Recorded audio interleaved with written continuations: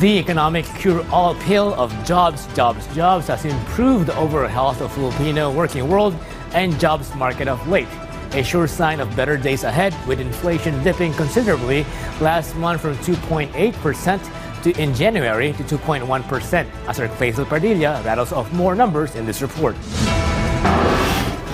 Len is back to work as a promodizer several years after losing her job due to the pandemic. Kailangan talagang magtrabaho. Kailangan talaga dalawa kami ng partner ko kasi kung pag-isa lang, wala, kulang talaga.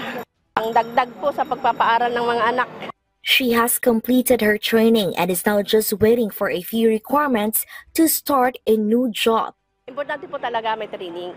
Para siyempre aware ka para sa mga product na hahawakan mo, ganun. Para pag marap ka kay customer, alam mo rin i-explain sa kanila kung ano yung product mo at kung gaano kaganda at kung gaano sila masasatisfied.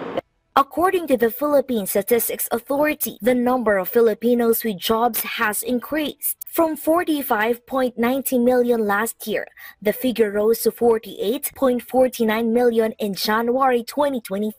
Meanwhile, the country's unemployment rate dropped to 4.3% this January, down 4.5% from last year. The underemployment rate also dipped to 13.3% from 13.7%.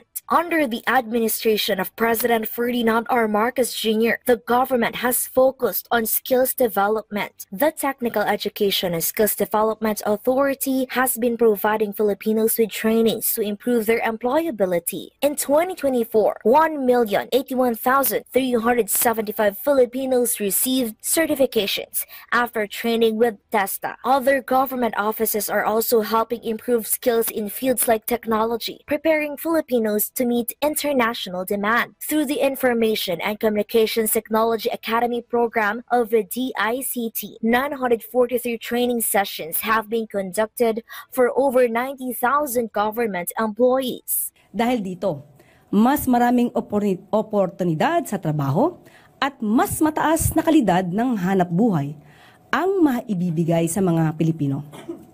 Mas marami rin ang negosyanteng mag-i-invest na makakatulong para mapalakas ang ating ekonomiya. President Marcos's signing of the Create More Act has also helped improve incentives and policies for both local and foreign investors. The law is expected to help boost investments in the country, leading to creation of more jobs, better living standards for Filipinos, and further economic growth. From PTV Manila, Faisal Padilla, Balitang Pambansa.